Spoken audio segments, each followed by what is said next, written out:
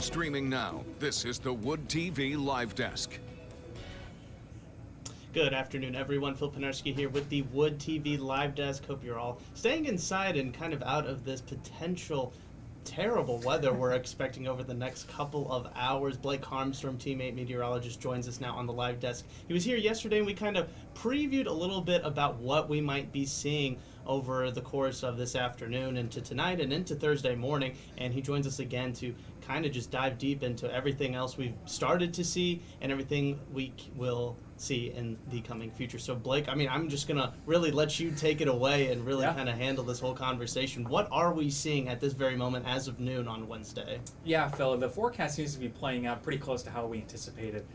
We're seeing a messy mix of wintry precipitation. In fact, if we can take Storm Track Live, you can see the mix that's occurring near and south of I-96. Important to mention that through much of Ottawa and Kent County so far, it's been freezing rain mixing with sleet, which is what we expected, with snow off to the north and some fairly steady freezing rain off to the south. Notice that we're in a bit of a lull. Those lighter shades of pink means it's not very heavy, but if you look off to the west, you see those darker shades of pink. And in fact, if we were to take the Grand Rapids radar site, you can actually see it filling in and strengthening. So we do anticipate some heavier precipitation to begin to move in. Again, for areas along I-96, it's been a mixture of sleet and freezing rain so far. Places to the south, it's been freezing rain. We are seeing temperatures that are conducive for freezing rain. 28 in Grand Rapids, 32 in Kalamazoo and South Haven, 30 in Holland. Temperatures may warm a bit as we head through the afternoon, and so that could allow places like Grand Rapids to go from seeing a sleet freezing rain mixture to plain freezing rain as we head into this afternoon and evening, and that's a big concern, especially after sunset tonight by around 6:30. So we have a lot to track. Again, everything's on track so far with our forecast. We're still very concerned about the possibility of power outages and tree damage from freezing rain, especially for places between Grand Rapids and Kalamazoo.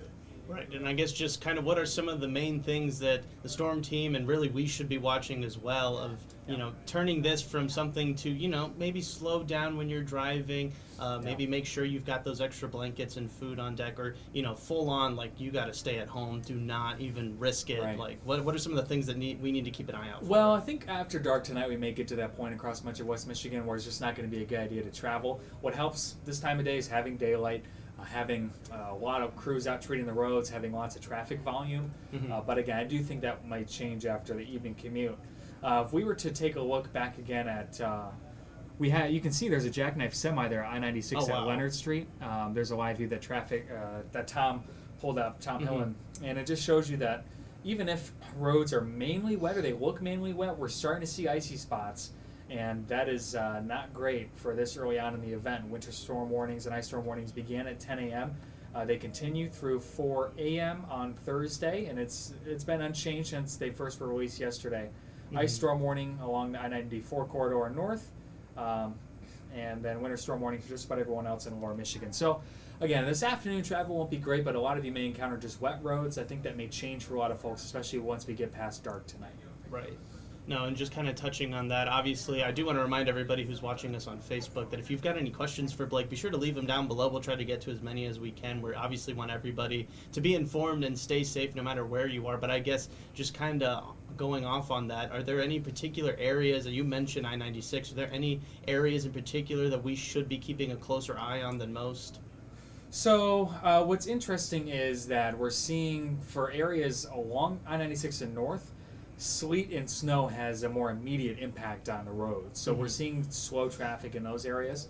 It's more to the southward. I think it's going to take some time for the ice to start to accumulate on some of the side roads, the driveways, the sidewalks, and again, especially after dark tonight.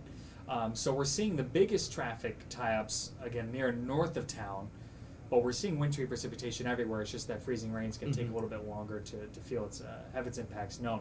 One other thing to mention is if we were to take current wind speeds, we're at 23 miles per hour in Grand Rapids, 11 miles per hour in Kalamazoo. Winds are already gusting to 30 to 35 miles per hour, and that may increase into this evening and overnight. So areas that do see freezing rain accumulation, ice on the power lines and the trees, we unfortunately could see a large number of power outages heading into the overnight hours and tomorrow. Right, and that wind, touch on that a little bit about the impacts that has, not just, on the temperatures, driving them down a little bit, but also on those power outages specifically. Right. So we have freezing rain that will stick to just about everything. So particularly power lines, power poles, and tree limbs. That makes them significantly heavier. So when you have trees that are coated in ice, heavier than they normally are, then you add gusty winds on top of that. That is a recipe usually for a lot of tree damage. So if that does materialize, if we do see freezing rain accumulation on those trees and power lines, again, best chance looks to be between I-96 and I-94, then that is going to be the area of concern for a large number of outages overnight tonight. Right, yes, no, and I do want to get to some of these questions, Blake, real quick. We've got one question already from Kaylee Sayer. She says that she lives in Hastings. Hi, Kaylee, thank you for watching. She's asking you, Blake, would there be a lot of ice on M37 over this course of this storm? Well, the good news is M37 is a pretty well-traveled roadway, so it's one of those instances where we just don't have many ice storms here in West Michigan. Right. So it's hard to know exactly what the impacts are going to be and where. What we do know is that for sure the side roads, the driveways, the driveways, the sidewalks are going to probably be very icy later tonight, and would not be surprised to see some main roads ice up as well. So the main arteries may be okay, but it's it's tough to determine before we actually get to that part.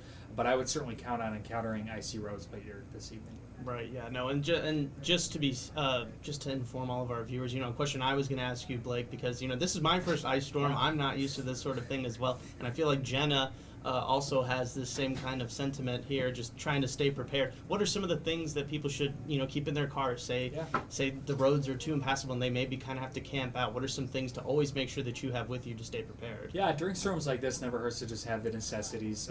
Starting with make sure you have a coat, hat, and gloves. Coat, hat, and gloves, in case you get stuck somewhere, get in an accident. Because it is cold out there with the wind. We're seeing wind chills in the teens. And then having food and water, blanket in case you were to be somewhere for a prolonged period of time. It doesn't happen as often here in West Michigan because our road crews are pretty effective, but this Tennessee it can happen. And just doing the simple things at home, like making sure your phone is charged, making sure you have a plan in case the power goes out, have a way to stay warm. Never using a generator inside of a garage, always making sure it's outside so you don't get the fumes. So just simple things like that. Fairly similar preparations to storms and severe weather in the sense of preparing for power outages. Right, yeah. And Blake, of course, we know how busy you and the rest of the storm team are, so we are going to let you go in just a few moments, though. But one last question before you do head out. People are going to be wondering when they can maybe start to see this storm dying down a bit, maybe the roads sort of clearing up, if they do end up getting as severe as maybe we are projecting them to be. Can you just kind of maybe give a timeline on maybe when we can see this sort of dying down? Is it going to be a lot shorter than maybe previously predicted? Well, I think that's part still on track. So the heaviest precipitation continues through about 10 o'clock tonight. And then we'll see some gradual improvement through the overnight in terms of precipitation coming down. Roads likely remain icy through the morning commute, and we have the chance of some more freezing drizzle during the day tomorrow, especially near I-96 and north. So slick travel will likely persist into Thursday. As we get into Thursday afternoon, especially south of Grand Rapids, we can see temperatures warm above freezing, which would help to melt a lot of that off. But then temperatures come back down into the teens Thursday night into Friday, so we could see a few icy spots on Friday morning. So I think today's the worst day of travel. Tomorrow morning, not a whole lot better, and then we should see some gradual improvement through the day on Thursday into Friday. All right, so then hopefully by the weekend we should be all cleared up. Of this. Weekend looks cooperative. Okay, all right, awesome. Well, that's good. That's something to look forward to at least. We're almost there, everybody. So again, we do want to make sure that everybody stays safe. So we are going to be constantly covering this storm and bringing you all the latest updates. Blake and the rest of the storm team have done a phenomenal job already, and they're going to continue to do so. I just know it. But Blake, we know how busy you are, so we are going to let you go. But thank you again for coming on the live desk once again. Yeah, thank you, Phil. And we'll probably have another school closing prediction coming out later this afternoon, and I bet a lot of kids are going to have another day off. Yes. So we'll look forward to that. Yes, no, definitely. We do look forward to that as well. Blake, again, thank you so much for joining us. And I want to thank everybody else for tuning into this latest edition of the Wood TV Live Desk. I'm Phil Pinarski, and we hope you have a great rest of your day.